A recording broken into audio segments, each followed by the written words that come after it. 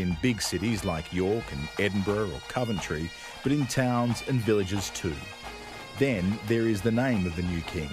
When Elizabeth came to the throne, she was asked by which of her many names she wished to be known.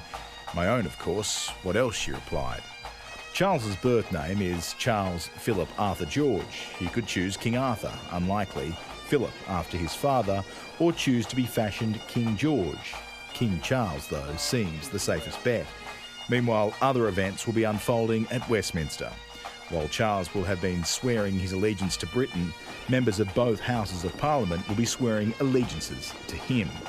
All MPs must make that pledge. Parliament will then be suspended until after Elizabeth's funeral. All this time, the Queen will be being honoured and mourned, and when she lies in state, she'll be guarded, like royals before her, by what is known as the Vigil of the Princes. Her sons and grandsons, in uniform, taking their turn in the chamber.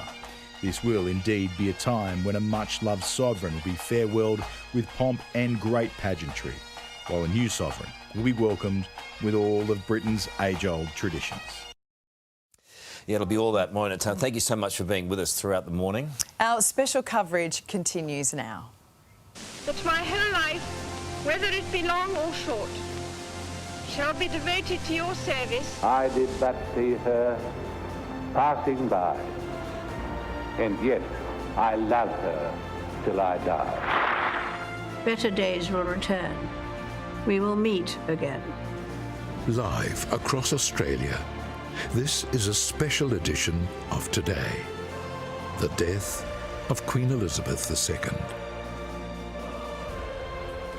Good afternoon and welcome to this special edition of Today. We are bringing you the sad news that Her Majesty Queen Elizabeth II, Britain's longest-serving monarch, has died, aged 96. This is how the news unfolded.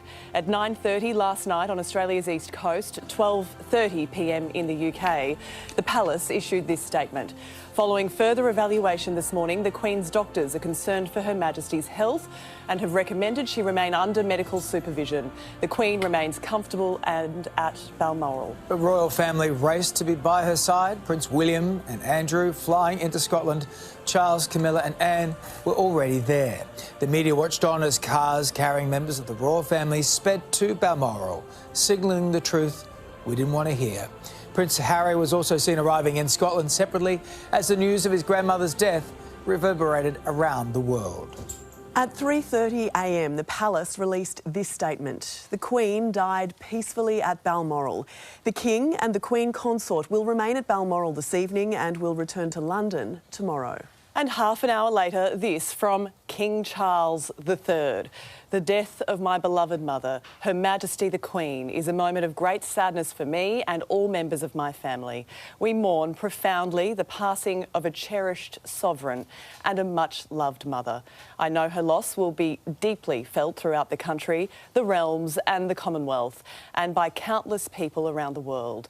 During this period of mourning and change, my family and I will be comforted and sustained by our knowledge of the respect and deep affection in which the Queen was so widely held. Now, it was only on Tuesday that we saw the Queen greeting the new British Prime Minister at Balmoral. Barely 3 days later, Liz Truss spoke of her passing. The death of Her Majesty the Queen is a huge shock to the nation and to the world.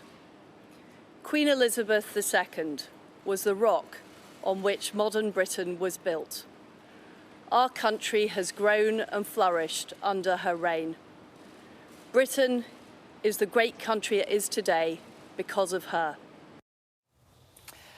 Echoing that, the United Kingdom is in shock this morning. We are all mourning the loss of an exceptional woman who lived an extraordinary life of service, 70 years of unbroken service. It is something Britons have never seen before. She is the second longest serving monarch of a sovereign realm. Well, that's it. Louis XIV was the only one who pipped her at the post there by 72 years. But it is something that, you know, we've all woken up to this morning, and it is strange to consider the fact that somebody who's been a part of our lives, a part of our history, felt like a part of our furniture here in Australia as well, is no longer there. And it's going to take us a while, I think, to really comprehend that. No matter how frail and old she did seem at the end, she still was working and seemed quite sprightly, Jane. And 9 out of 10 Australians have only ever known her as our head of state.